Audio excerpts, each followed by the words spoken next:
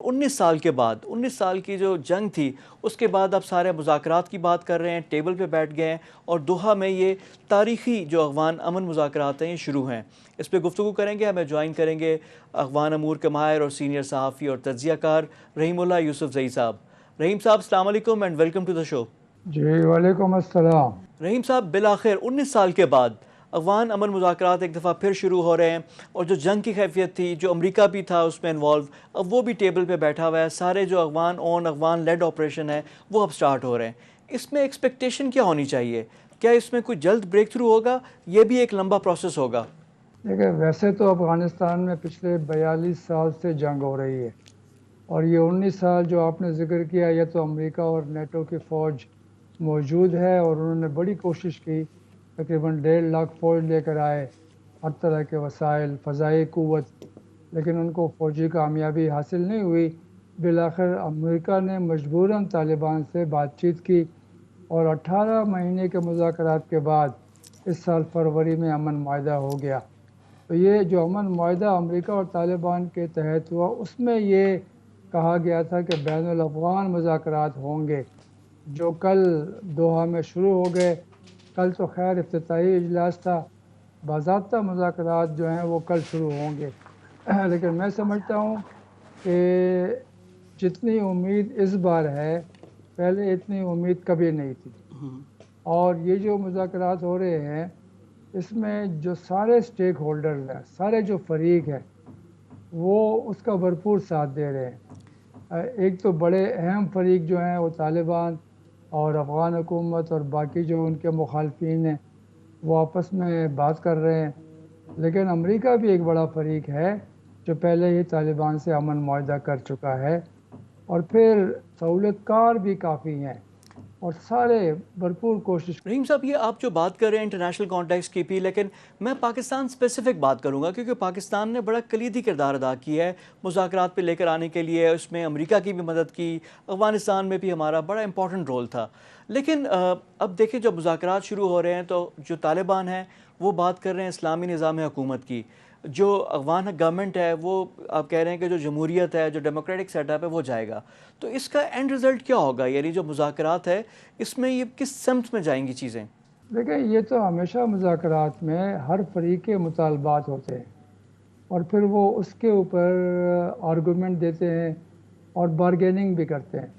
اب یہ مذاکرات شروع کرنے کا مطلب یہ ہے کہ یہ جو دو اہم فریق ہیں وہ سمجھتے ہیں کہ ان کو فوجی کامیابی تو نہیں مل رہی، تو سیاسی حل نکالا جائے۔ سیاسی حل کے لیے ظاہر ہے وہ کچھ کمپرومائزز کریں گے، کچھ دو کی بنیاد کے اوپر بات ہوگی۔ طالبان تو شروع سے، جب سے یہ تحریک نمودار ہوئی 1994 میں، وہ شرعی نظام کی بات کرتے ہیں، وہ اپنے آپ کو امارت اسلامی افغانستان کہتے ہیں، تو ان کی تو یہی سوچ ہے، یہی ان کا مطالبہ ہے۔ لیکن جو افغان حکومت ہے، 2001 میں بنی امریکہ کے حملے کے بعد، وہ کہتے ہیں کہ ہم جمہوریت کے حق میں ہیں، اور وہاں پہ 8 بار انتخابات بھی ہو چکے ہیں، پارلیمنٹ کے اور صدارتی، اور پارلیمنٹ بھی ہے، تو ابھی بھی انتخابات ہوئے پچھلے سال۔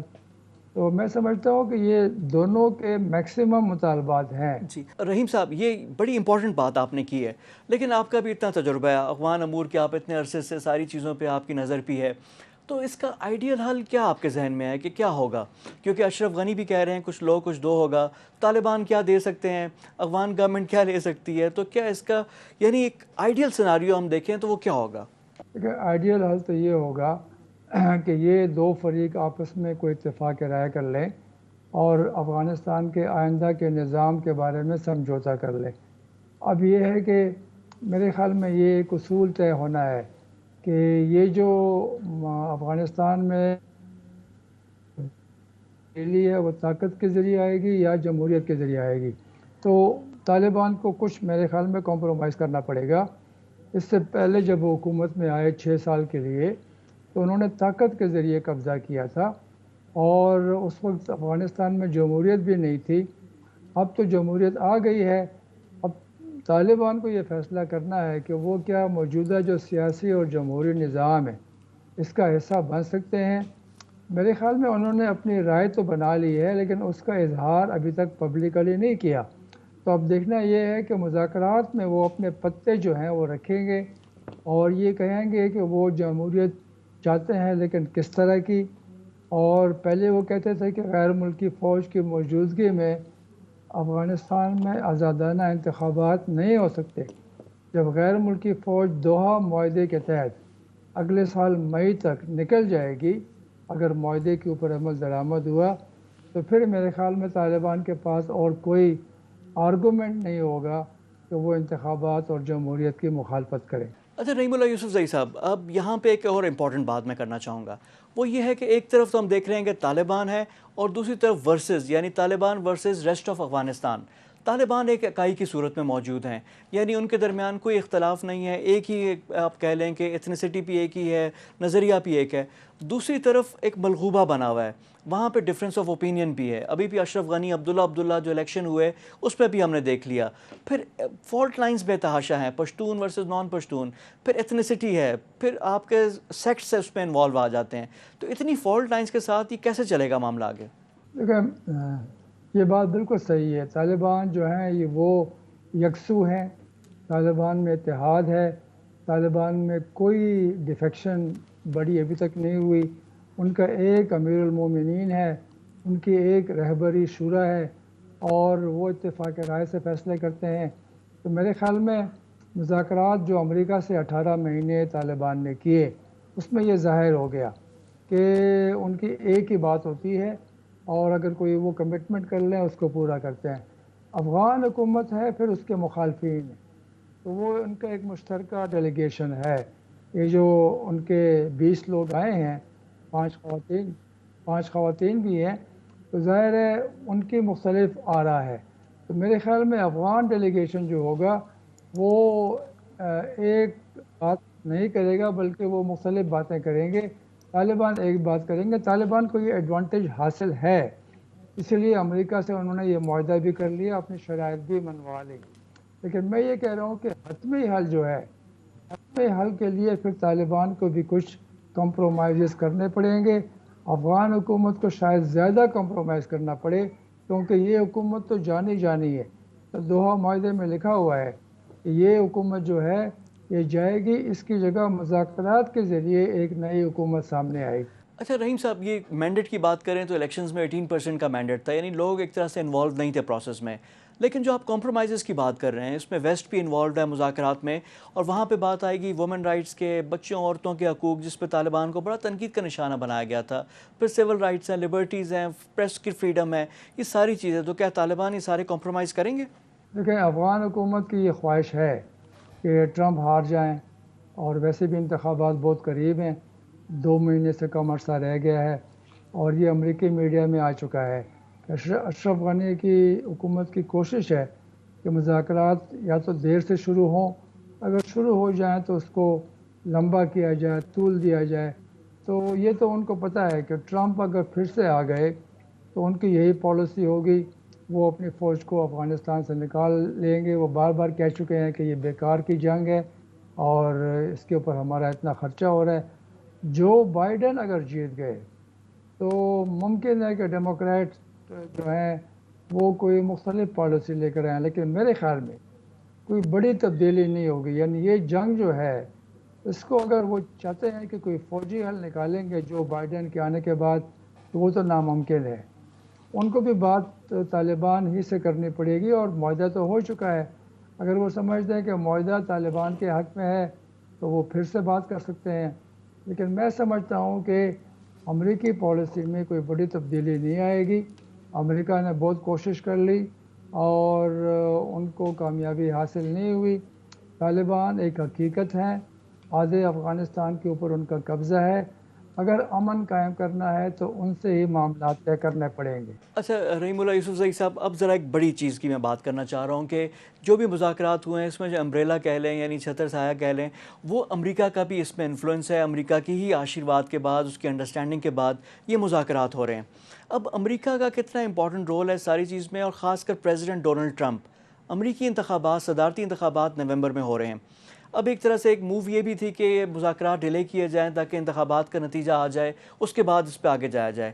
اسی طرح انڈیا کی بھی بات چیت یہی تھی کہ کریں، کیونکہ ڈونلڈ ٹرمپ کی ایک اسٹریٹجی ہے الیکشن میں، وہ چاہتے ہیں کہ انخلا ہو، افواج واپس آئیں۔ تو امریکن الیکشن کا جو ہے وہ کتنا امپورٹنٹ ہے؟ اگر ڈونلڈ ٹرمپ ہار گئے پھر ان مذاکرات کا کیا ہوگا؟ یہ جو سارے فیکٹرز ہیں یہ ان مذاکرات پہ کتنا اثر انداز ہوں گے؟ ہاں بالکل یقیناً ہے، اور امریکہ نے اپنا اعتبار کھو دیا ہے۔ اس طرح ٹرمپ نے ایران کے ساتھ وہ ایٹمی پروگرام کے بارے میں معاہدہ کیا، اس کو یک طرفہ طور پر ختم کیا، حالانکہ ان کے اپنے جو یورپی اتحادی ہیں وہ بھی اس کے خلاف ہیں۔ لیکن بات یہ ہے کہ ایران کا معاملہ ذرا مختلف تھا، وہاں پہ اسرائیل کا بڑا ایک ذکر ہے، اسرائیل کا تحفظ امریکہ نے کرنا ہے، پھر اس کے عرب اتحادی ہیں جن کی ایران سے کافی دشمنی ہے، تو وہ میرے خیال میں ایک اور معاملہ ہے۔ اس میں تو ٹرمپ نے جو بھی فیصلہ کیا تو اس کی عوامی حمایت بھی امریکہ میں کچھ ایک حد تک تو ہے، لیکن یہ طالبان کے ساتھ افغانستان کے معاملات میں آپ دیکھیں کہ سب سے لمبی جنگ ہے امریکہ کی تاریخ، 45 ارب ڈالر سالانہ خرچہ ہوتا ہے۔ اب اس میں امریکہ کو کیا فائدہ ہو رہا ہے، دیکھنا یہی ہے۔ اور طالبان بھی جو معاہدہ ہوا دوحہ میں، اس میں وہ کہہ رہے ہیں کہ امریکہ آئندہ بھی افغانستان کی امداد کرے گا، یعنی طالبان معاملات کو طے کرنا چاہتے ہیں اور امریکہ ان کو انکریج کر رہا ہے۔ تو میرے خیال میں حالات مختلف ہیں، مجھے لگتا نہیں اگر کوئی بڑا واقعہ ہوا، دہشت گردی کا واقعہ ہوا، امریکہ کے اوپر حملہ ہو گیا، افغانستان کی سرزمین اگر استعمال ہوئی تو پھر ممکن ہے کہ یہ معاہدہ۔ اچھا رحیم اللہ صاحب، جو آپ نے ابھی گفتگو کے امر اللہ صالح کا بھی ذکر کیا جو ان کے فرسٹ وائس پریزیڈنٹ ہیں، اب یہ انٹیلیجنس کے چیف بھی تھے ان کے، اور ان طالبان کے بھی کرٹک ہیں، پاکستان کے بھی کبھی دوست نہیں رہے۔ اب یہ جب مذاکرات سے پہلے جب ان پہ اٹیک ہوا بڑا خوش آئند تھا کہ ان کی جان بچ گئی، لیکن جو آپ انڈین میڈیا دیکھ لیں پورا مذاکرات کے اگینسٹ پاکستان کے خلاف وہی ہرزہ سرائی کہ مختلف آرٹیکلز آ رہے ہیں کہ جی پاکستان ملوث ہے اس میں، اس طرح کی جو دروغ گوئی اور جو باتیں ہوتی ہیں، تو یہ بھی ایک تو خطرہ تو کانسٹنٹ موجود ہے۔ اور اس کے بعد اگر یہ ایکسٹرنل فیکٹرز ہم نکال دیں تو پاکستان اور افغانستان کے درمیان ڈیورنڈ لائن کا بھی ہے کہ پاکستان تو باڑ لگا رہا ہے، سب چیزیں کر رہا ہے، لیکن ڈیورنڈ لائن کو تسلیم نہیں کر رہے، بیانات آتے ہیں، صالح صاحب کا بیان ہے، اس کے ساتھ ساتھ رشید دوستم کا بھی بیان ہے، اور طالبان کی بھی جب حکومت تھی تب بھی یہ معاملہ حل نہیں ہوا، انہوں نے تسلیم نہیں کیا۔ اب یہ جو ابھی کولیشن گورنمنٹ اگر بنے گی، مذاکرات کامیاب ہو گئے، تمام سٹیک ہولڈرز، ایک نیشنل گورنمنٹ بھی آتی ہے، تب بھی تو پاکستان کے معاملات حل نہیں ہوں گے۔ کیونکہ یہ سارے کام جو ہیں یہ تو ظاہر ہے بہت بڑا چیلنج ہے، یہ آسانی سے ٹھیک نہیں ہوں گے۔ یہ تو 72 سال کا قصہ ہے۔ افغانستان واحد ملک تھا جس نے پاکستان کی UN کی رکنیت کی مخالفت کی تھی، ہمارے تعلقات کبھی بھی دوستانہ نہیں رہے، لیکن میں یہ کہوں گا کہ افغانستان نے زیادہ سفر کیا ہے ان حالات کی وجہ سے۔ اگر وہ انڈیا کے قریب جائے گا تو پھر اس کو نقصان زیادہ ہوگا۔ میں سمجھتا ہوں کہ افغان جو ہیں، دیکھیں عبداللہ جو ہیں جو ابھی قطر میں ہیں، کل انہوں نے تقریر بھی کی تھی جب مذاکرات کا افتتاح ہوا، تو انہوں نے بڑی امن کی بات کی، حالانکہ ان کے بارے میں یہ تصور ہے کہ وہ بڑے پاکستان مخالف ہیں۔ امر اللہ صالح واقعی طالبان کے مخالف ہیں، وہ مذاکرات کے حق میں کبھی نہیں تھے، وہ پاکستان مخالف ہیں، اور ظاہر ہے ایسے لوگ کافی ہیں افغان حکومت کے اندر۔ ان کا جو خفیہ ادارہ ہے NDS اور انڈیا کا جو خفیہ ادارہ ہے RAW، وہ مل کر افغانستان کی سرزمین پاکستان کے خلاف استعمال کرتے ہیں۔ پاکستانی جو ملیٹنٹس ہیں TTP یا حزب الاحرار، حرکت الاحرار اور لشکر اسلام، حتیٰ کہ داعش اور بلوچ علیحدگی پسند، ان سب کو پناہ ملی ہے افغانستان میں اور وہ ان کو استعمال کرتے ہیں۔